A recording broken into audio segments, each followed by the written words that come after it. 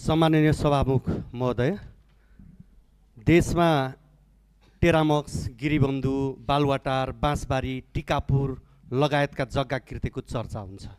यस्तै अर्को एउटा प्रकरण पनि छ जसको चर्चा खासै छैन, त्यो हो औषधि अनाधिकृत मूल्य वृद्धि। औषधि जस्तो संवेदनशील र अत्यावश्यक वस्तुको लुटमा छुट दिएको छ। सभामुख महोदय, यो कुनै बनी बनाऊ आरोप मैले यहाँ राखिरहेको छैन। महालेखा परीक्षकको प्रतिवेदन मार्फत उद्घाटित भएको कुरा हो। औषधि व्यवस्था विभागका महानिर्देशकले 52 ब्रान्डको औषधिको मूल्य बढाएको देखिन्छ। 2078 सालमा विभिन्न 7वटा विदेशी कम्पनीका औषधिमा कम्तीमा 26.88% देखि 33.99% सम्म आफू खुसी मूल्य वृद्धि भएको देखिन्छ। आर्थिक वर्ष 2076-77 मा विभागले नयाँ दर्ता तथा नवीकरण गर्दा विदेशी 190वटा ब्रान्डको औषधि नवीकरण गरेकोमा 88वटा ब्रान्डका औषधिहरूमा करिब 34% सम्म मूल्य वृद्धि गरेको प्रतिवेदनमा उल्लेख छ। यसरी मूल्य बढाएको औषधिहरूको सम्बन्धित देशले तोकेको मूल्यभन्दा अधिक देखिएको छ। औषधि ऐन 2035 मा कुनै औषधिको मूल्य तोक्न वा वृद्धि गर्नुपर्ने औषधिको मूल्य अनुगमन समितिले औषधि परामर्श परिषदलाई सिफारिस गर्नुपर्ने व्यवस्था छ। परामर्श परिषदले मन्त्री परिषदमा पठाई मन्त्री परिषदबाट मूल्य वृद्धि स्वीकृत भएपछि उक्त सूचना नेपाल राजपत्रमा प्रकाशित गर्नुपर्ने कानुनी व्यवस्था छ। तर महानिर्देशकले नियमानुसार नगरेको पाइएको छ र महानिर्देशकको अधिकार क्षेत्रभित्र नभएको कुरालाई ऐन मिच्दै औषधिको मूल्य बढाउँदा नेपाली जनताले स्वास्थ्य उपचार गर्दा वर्षेनी अरबौंको भार खेप्नु परेको छ। सभामुख महोदय, 2074 यता 2082 को अन्तिमसम्म आइपुग्दा औषधिको नाममा कति लुट मचाइयो होला? यो 8 वर्षमा 4000 भन्दा माथिका औषधि, त्यसको मूल्यमा बढाएको प्रतिशत र नेपालमा भएको खपतलाई सिधा हिसाब गर्नुभयो भने यो लाखौंमा होइन, करोडौंमा होइन, अरबौंमा घोटाला भएको प्रष्ट हुन्छ। यस विषयमा अख्तियार दुरुपयोग अनुसन्धान आयोगमा 4 वर्ष अघि उजुरी परेको थियो, जबकि ऐन विपरीत औषधिको मूल्य वृद्धि गर्ने पदाधिकारीको कार्यलाई नियम सङ्गत मान्न नसकिने महालेखा परीक्षकको निष्कर्ष छ। यस्तो गम्भीर विषयमा अख्तियार भने अनुसन्धान गरेको गरै छ। प्रथम दृष्टिमा नै बदनियत देखिने यस्तो घोटालालाई अझै अनुसन्धान छ भन्नुले अख्तियारको कामप्रति पनि शङ्का उब्जाउँछ। सभामुख महोदय, उपचार खर्चमा बिरामीको सबैभन्दा बढी खर्च औषधिमा हुने स्वास्थ्य मन्त्रालयको एक अध्ययनले देखाउँछ। स्वास्थ्य सेवा महँगो हुँदा जटिल रोग लागेका व्यक्तिको उपचारले धनी निम्न मध्यम वर्गमा झर्छन्, निम्न वर्गका गरिबमा झर्छन् र गरिब उपचार नै नपाएर मृत्युवरण गर्ने अवस्थामा पुग्छन्। त्यसैले यो कालो धन्दा रोक्न र आरोपी उप तत्काल छानबिन गरी कारबाही गर्न सभामुख मार्फत सम्बन्धित मन्त्रालय र निकायहरूको ध्यान आकर्षण गर्छु। धन्यवाद। सम्माननीय सभामुख महोदय,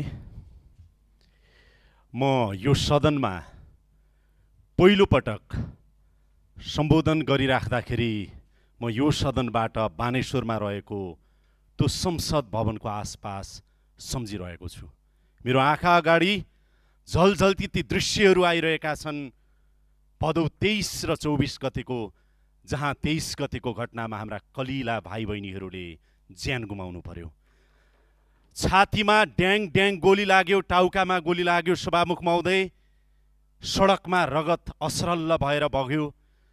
त्यो शहीदको रगत अहिले तिनका आमा र परिवारको आँसुबाट झरिरहेको छ। त्यो दृश्य अहिले पनि मेरो आँखा अगाडि झलझल्ती बगिरहेको छ।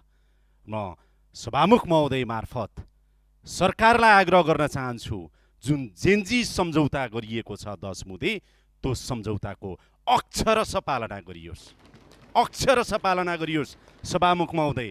र मलाई गर्व छ, म तत्कालीन प्रधानमन्त्री सुशीला कार्की नेतृत्वको सरकारमा रहेको सरकारको प्रवक्ता र सञ्चार मन्त्री भइराख्दा र त्यो सरकारले जेन्जी आन्दोलनसँग गरेको सम्झौता यताउता भयो भनेदेखि स्वीकार्य हुने छैन, अक्षरशः पालना होस्, यो भन्न चाहन्छु।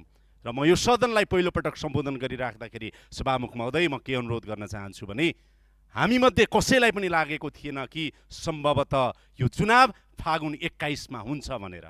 धेरैलाई लागेको थिएन, तर हामीलाई विश्वास थियो त्यति बेलाको सरकारले, त्यति बेलाको सम्माननीय प्रधानमन्त्री सुशीला कार्की ज्यूको नेतृत्वको सरकारले पार्टीका ढोका ढोका गएर, नेताका ढोका ढोका गएर, हरेक राजनीतिक दलहरूसँग वार्ता गरेर चुनावको वातावरण बनाएर आज चुनाव सुनिश्चित भएको छ।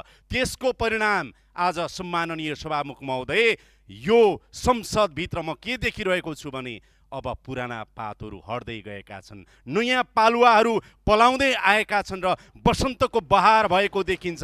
आज यो बसन्तको बहार भइराख्दाखेरि सम्माननीय सभामुख महोदय, यी युवा अनुहारहरू भनेको अब यी पालुवा पलाउने छन्, फुल्ने छन्, फल्ने छन् र जनतालाई त्यो फल चखाउने छन् भन्ने विश्वास गर्न सकिन्छ। सम्माननीय सभामुख महोदय, आज राजनीतिक पोलिटिकल प्याराडाइम सिफ्ट भएको छ। आज राजनीतिको परिभाषा परिवर्तन भएको छ र नेतृत्वको परिभाषा परिवर्तन भएको छ सम्माननीय सभामुख महोदय। र यो परिभाषा बदल्ने एउटा कोही नायक जन्मिएको छ भने यतिखेर यो देशमा रवि लामिछाने जन्मिएको छ, जसले राजनीतिको परिभाषा परिवर्तन गरेको छ र नेतृत्वको परिभाषा परिवर्तन गरेको छ। अब पोलिटिकल डिस्कोर्स त्यो बाटोमा अगाडि बढ्दैछ। सम्माननीय सभामुख महोदय, म यहाँलाई भन्न चाहन्छु, म मेरो ललितपुर क्षेत्र नम्बर 2 जुन मन्दिरै मन्दिरको सहर हो, सम्पदा नै सम्पदाको सहर हो, सम्माननीय सभामुख महोदय, अरनीको त्यहाँ जन्मिनु भएको छ। अरनीको घर त्यहाँ छ। सम्पूर्ण मान्यजीहरूलाई हेर्न जान पनि म आग्रह गर्दछु। त्यहाँको सम्पदा संरक्षण गर्नु छ, अरनीको जन्मघर जोगाउनु पर्ने छ, सम्वर्धन गर्नुपर्ने छ। हामीले राष्ट्रिय विभूति हो। मेरो क्षेत्रमा आज महालक्ष्मी नगरपालिकामा पानीको हाहाकार छ, काकाकुल छन्, बीसौँ हजार जनता, तिनका लागि केही काम गर्नुपर्ने छ। म सरकारको ध्यान आकर्षण गराउन चाहन्छु सम्माननीय ज्यू मार्फत। र म भन्न चाहन्छु, मलाई बडो गजब लाग्यो सम्माननीय सभामुख महोदय, जब म क्षेत्रमा गएँ, मलाई जनता 95 वर्षको एउटा बुबाले, हजुरबुवाले के भन्नुभयो भने म अन्तिम पटक मेरो जीवनको भोट हाल्दैछु भन्नुभयो। किनभने जसलाई मैले भोट हालेँ, अब अन्तिम पटक 95 वर्षको सम्भवतः उहाँलाई फेरि 5 वर्षपछि बाँच्छु कि बाँच्दिनँ भन्ने लाग्यो। मैले सोधेँ, किन यस्तो भन्नुभयो बुवा? उहाँले भन्नुभयो कि मेरो पुस्ता बिगारे, मेरो छोराको पुस्ता बिगारे, अब तिमीहरूलाई भोट हाल्दा कम्तीमा मेरो नातिको पुस्ता तिमीहरूले बनाउने छौ भनेर उहाँले भन्नुभयो। मलाई त्यस्तै प्रश्न सोधियो सभामुख महोदय, के भनियो भनेदेखि तपाईँले हामीलाई बाहिर जानुपर्ने त बनाउनुहुन्न नि भनेर युवाले भनेका छन्। त्यस्तै गरेर हाम्रा छोरछोरी तपाईँहरूले यहाँ ल्याइदिनुहुन्छ नि, अब त्यो वातावरण बनाउनुहुन्छ भन्नेहरूले भोट हालेका छन्। तिनको लागि काम गर्नुपर्नेछ। म सरकारको ध्यान आकर्षण गराउन चाहन्छु। र अन्तिममा म के भन्न चाहन्छु भने सभामुख महोदय, शक्ति पृथकीकरणको सिद्धान्तले न्यायपालिका, कार्यपालिका र चाहिँ नि व्यवस्थापिका जुन छ, व्यवस्थापिका सार्वभौम संसदको गरिमा बढाउने कुराहरूमा मलाई थ्याचरको एउटा भनाइ याद आउँछ कि यो रबर स्ट्याम्प जस्तो नबनोस्। यो देश पहिला किन बनेन भने, यो देश किन बनेन भने कार्यपालिकाको छायामा सम्पूर्ण संरचना भए, कसैलाई त्यो खालको कानुनले दिएको अधिकार प्रयोग गर्न योभन्दा अगाडि दिएन, त्यो अवस्था यहाँ नआओस् भन्न चाहन्छु। र अहिले पदभन्दा नेतृत्व महत्त्वपूर्ण छ।